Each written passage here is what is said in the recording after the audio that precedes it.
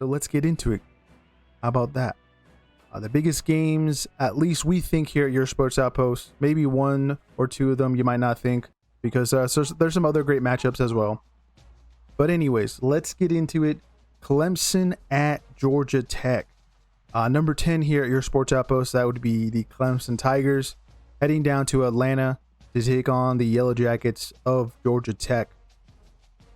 I guess to begin with, we like to say the lines in these games to kind of give us an indicator of how this game might go. It's a -3.5 for Clemson. That's kind of interesting, especially with the stuff that we're going to be talking about towards the end of this section. That's kind of fallen as well, as I've been kind of paying attention to it, seeing what other people will think on it that actually put money on these games.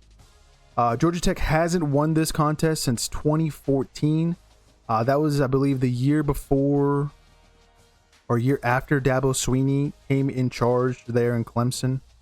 And then the game last time these two met was in 2023. It was a 42-21 affair. Clemson obviously winning that. Head coach Dabo Swinney goes into this 1-1. Last week, a 27-16 win over Troy. The week before, a unfortunate loss at home, 17-10 to LSU. Brent Key comes into this 2-0. Last week they beat Gardner-Webb 59-13 and had a nice big road win in week 1 against Colorado in Boulder, 27-20. Now the big question going into this game, I think, is Haynes King going to be 100% for this game? Yes, King has had some injury issues in the past, even before he got to Georgia Tech when he was at A&M.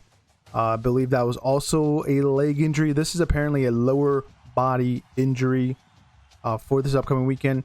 Last year, he had some shoulder issues. A lot of running from this quarterback, and it's going to cause, some nicks here and there throughout the season. You don't like to see it so early in the season. As last week against Gardner-Webb, he sat out the whole entire game.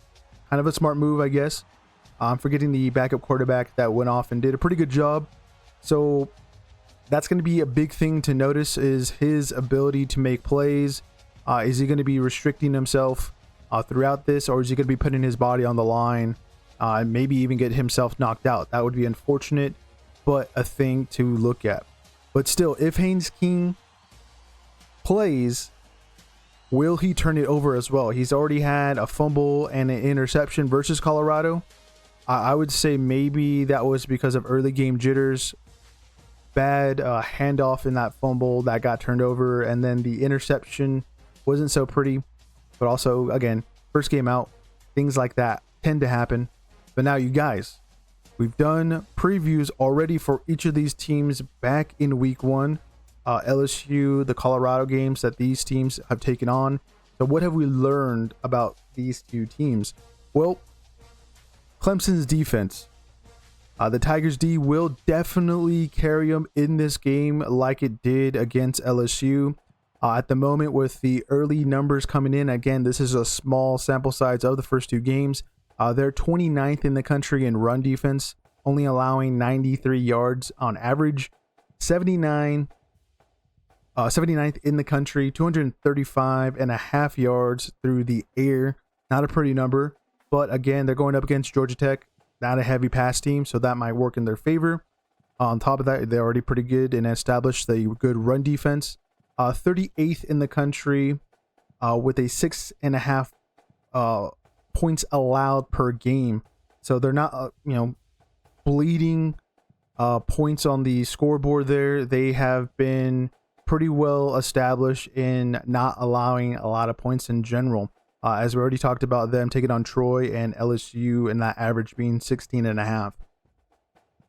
Then the one big number that I thought was pretty interesting, 40th in the country at the moment, tied with a bunch of teams actually. 75% chance that the defense stops their opposition in scoring in the red zone. So they've also been able to lock down that area.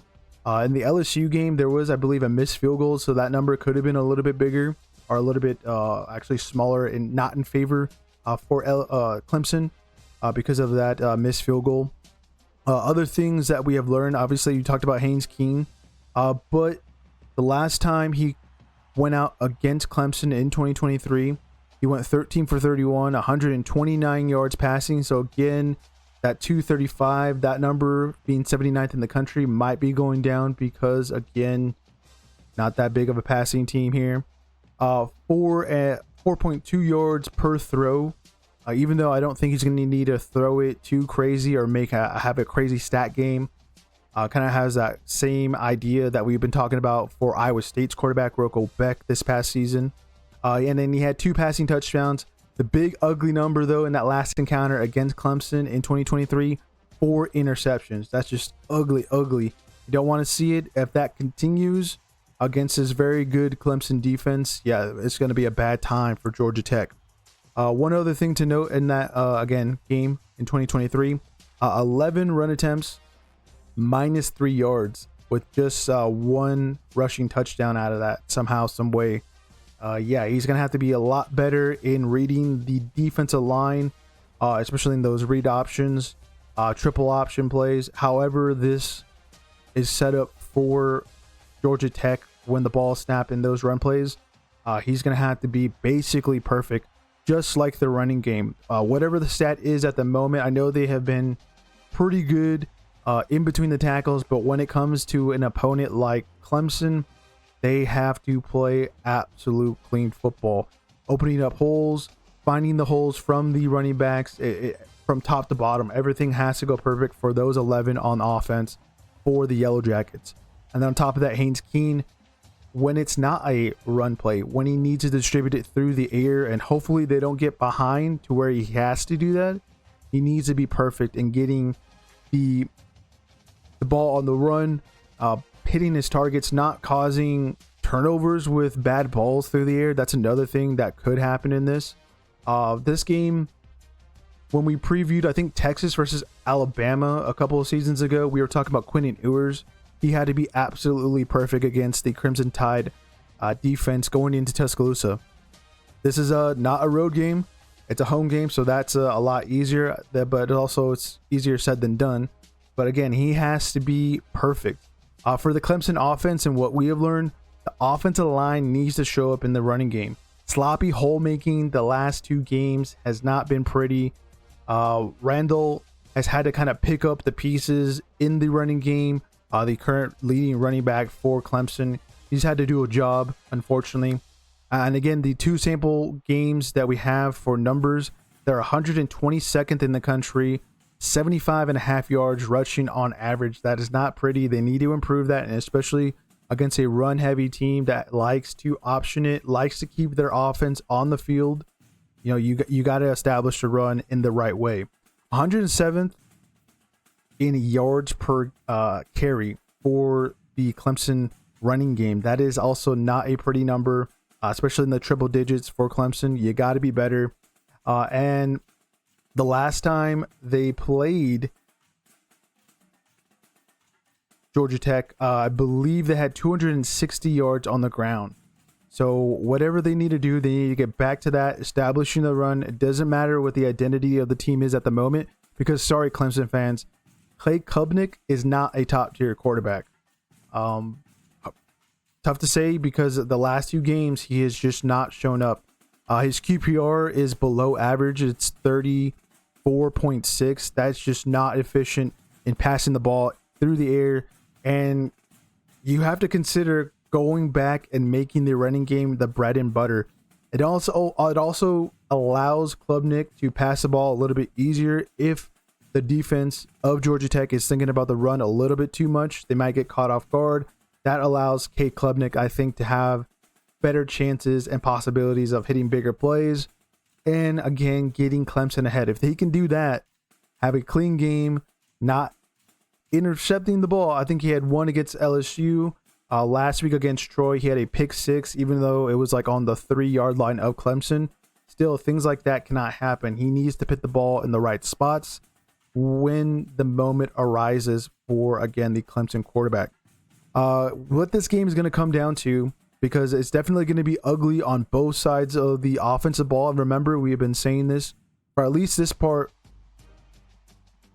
of the season so far is that it is the year of the defense. Offenses are not going to be as effective as they were the last 2 seasons. The high power offenses that we have been seeing in college football, yeah, that's not going to be a thing, I think, in 2025. We've already seen, again, small sample sizes of that.